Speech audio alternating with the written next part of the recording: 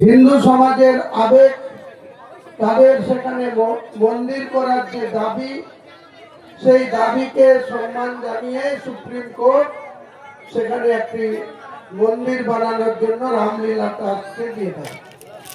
যথাসময়ে 2019-এর পর থেকে আপনারা জানেন প্রায় 5 বছর পর 2024 সালের 22শে জানুয়ারি ভারতবর্ষের প্রধানমন্ত্রী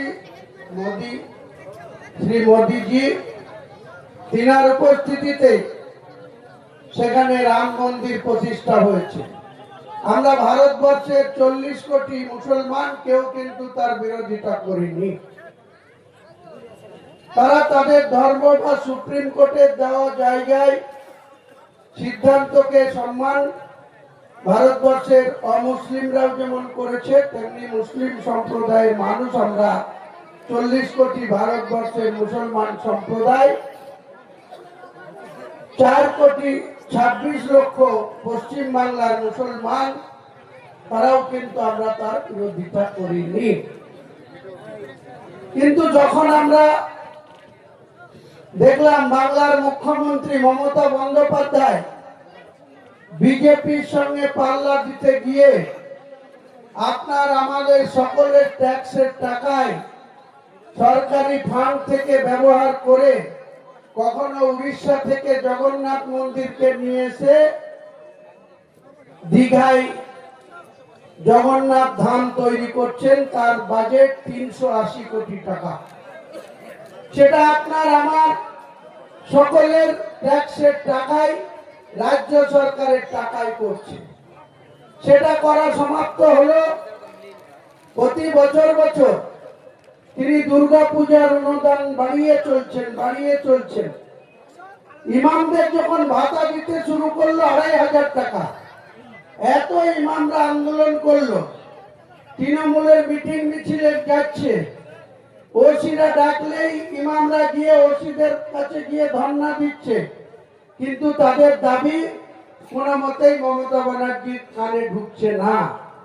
2500 টাকা থেকে মাত্র 500 বাড়িয়ে, তাও ঘটা করে কলকাতার নেতাজি স্টেডিয়ামে ডেকে ইমামদের একটা নামাজ পড়ার জোহরের জায়গা পর্যন্ত ঠিক করে দেয়নি, এবং সেই ইমামদের ঠিক মতো দুপুরের খাবারও বসে খাওয়ার জায়গা করে দেয়নি। রাস্তায় দাঁড়িয়ে ইমাম মসজিদদের সেখানে গিয়ে দাঁড়িয়ে খেতে হয়েছে, যেটা মুসলিমের কালচার বিরোধী, যেটা কোরআন হাদিসে আমাদের অনেক কিছুই নিষেধ আছে। সেটাকেও সেই সব ইমামরা মমতা ব্যানার্জির উপস্থিতিতে, ফিয়াদ হাকিমদের উপস্থিতিতে মাত্র 500 টাকা বাড়ানো। 1000 টাকা মসজিদদের ছিল আর 2500 টাকা ইমামদের ছিল। 500 টাকা বেড়ে 3000 টাকা ইমামদের আর 1500 টাকা মসজিদদের। দুটো মিলে বছরে কত? 54,000। 3 12 36 আর 12 1.5 18, টোটাল মিলে 54,000। আর দুর্গা পুজোর অনুদান 2018 সালে শুরু হলো 10,000 টাকা, 1 লাফে পরের বছর 19 সালে 40,000 টাকা, তারপরে 60,000 টাকা, তারপরে 70,000, 2025 সালে এসে 1,10,000। আর তিনি মুখে ঈদের ময়দানে রেড রোডে গিয়ে একজন ব্রাহ্মণ মহিলা, তিনি কিছু মুসলমানকে টুপি পরিয়ে নন বেঙ্গলি মুসলমান জাভেদ খান, ববি হাকিমদের মাথায় হাত বুলিয়ে রেড রোডে গিয়ে তিনি বলছেন যে গরু দুধ দেয় তার লাথি খাওয়া ভালো। মুসলমানদের শুধু দুধ দেওয়ার জন্য মমতা বন্দ্যোপাধ্যায় পুষে রেখেছেন, আর বলছেন যে আমি ছাড়া বিজেপিকে কেউ আটকাতে পারবে না।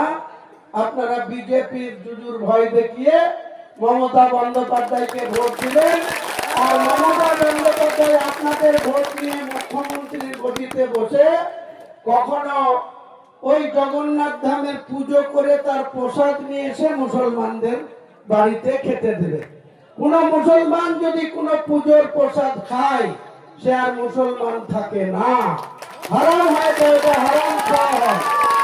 আমাদের সমাজের 1 তারা সামান্য এত তাদের লোভ লালসা, ওই ওসিদের কাছে গিয়ে, ডোমকলের আইসির কাছে গিয়ে, আপনাদের এখানে একজন আছে, তার কি ছিল, সে কি করেছে, তার বাড়িঘর আপনারা জিজ্ঞেস করবেন, তার কটা ব্যবসা আছে, শুধু দালালি করে তৃণমূলের চটি চেটে তার নিজের সম্পদ বাড়ানোর চেষ্টা করছে।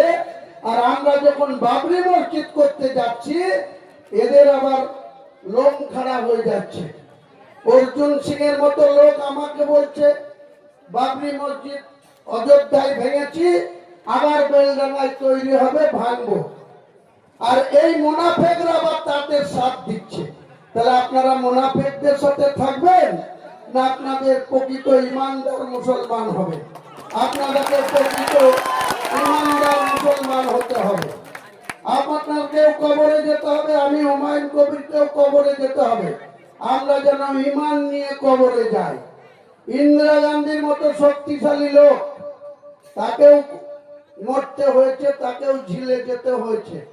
আয়াতুল্লাহ খামেনি যে বিশ্ব নেতা, ইরানের প্রেসিডেন্ট, তাকেও গত 28 তারিখে, গত শনিবারে 28 তারিখে ভোরবেলায় এই আমাদের যে পবিত্র মক্কা আরব, সৌদি আরব, তাদের বেঈমানিতে এই মুর্শিদাবাদ জেলা, বাংলা, বিহার, উড়িষ্যার নবাব বাস করত। সেই শেষ নবাব সিরাজদৌল্লাহ কার জন্য মরতে হয়েছিল? মীর জাফর। 1757 খ্রিস্টাব্দের 23শে জানুয়ারি পলাশির প্রান্ত থেকে এই মীর জাফর, লর্ড ক্লাইভ, ব্রিটিশের শাসন, সেই ক্লাইভদের নির্দেশে মীর জাফর সিরাজদৌল্লাহকে গ্রেপ্তার করে নদী পথ থেকে, আমাদের বাড়ি থেকে 9 কিলোমিটার দূরে পলাশির প্রান্ত থেকে 1757 খ্রিস্টাব্দের 23শে জানুয়ারি গ্রেপ্তার করে লর্ড ক্লাইভ কিন্তু সিরাজদৌল্লাহকে মারতে চায়নি, কিন্তু এই মীর জাফরের পুত্র মিরন সেদিন দুপুর রাত্রিতে সেই সিরাজদৌল্লাহর গর্দান ছেদ করে দিয়েছিল, এমনকি মাথাটা পর্যন্ত লুকিয়ে দিয়েছিল। তার যখন মাটি হয়েছিল, কবরস্থ হয়েছিল, সেই মাথা পাওয়া যায়নি। মুন্ডহীন দেহকে নবাব সিরাজদৌল্লাহর এই মুর্শিদাবাদের মাটিতে এখনো কবরস্থ হয়ে আছে। তাই আমরা দেখলাম সৌদি আরবের মতো পবিত্র মাটি থেকে আয়াতুল্লাহ খামেনিকে মারার জন্য ওই সব থেকে যারা হিটলার, সব থেকে বিশ্বের যারা শক্তিশালী সেই ট্রাম্প, সেই ট্রাম্পের কে সহযোগিতা করে আয়াতুল্লাহ খামেনিকে খুন করতে, তাকে শহীদ করতে পারলো। এরাও কম যায় না। এরা যখন দীর্ঘদিন ধরে নিজেদের সুবিধা করার জন্য, ব্যবসার সুবিধা নেওয়ার জন্য ওই আমেরিকার দালালি করছে। আপনারা দেখেছেন যে যেদিনকে ভোরবেলায় শনিবারে আয়াতুল্লাহ খামেনির গেল, তার 1 ঘন্টার মধ্যে তাদের অনেক বেশি সেনাধ্যক্ষ সেও মারা গিয়েছে, অনেক বেশি ইম্পর্টেন্ট লোকরা মারা গিয়েছে। একই সঙ্গে প্রায় 40-42 জন পদাধিকারী মারা গিয়েছে আয়াতুল্লাহ খামেনির সঙ্গে। তবু ইরান কিন্তু পিছু হটেনি। 1 ঘন্টার মধ্যে পাল্টা আঘাত হানতে লেগেছে এবং আঘাত 6 দিন পড়েছে। এই রাত পড়লেই 7 দিন পড়বে। এরা ভেবেছিল আয়াতুল্লাহ খামেনিকে শেষ করে দিতে পারলেই ইরান আত্মসমর্পণ করবে আমেরিকার কাছে, কিন্তু মুসলমান মাথা নিচু করে শুধু আল্লাহর কাছে, অন্য কারো কাছে না।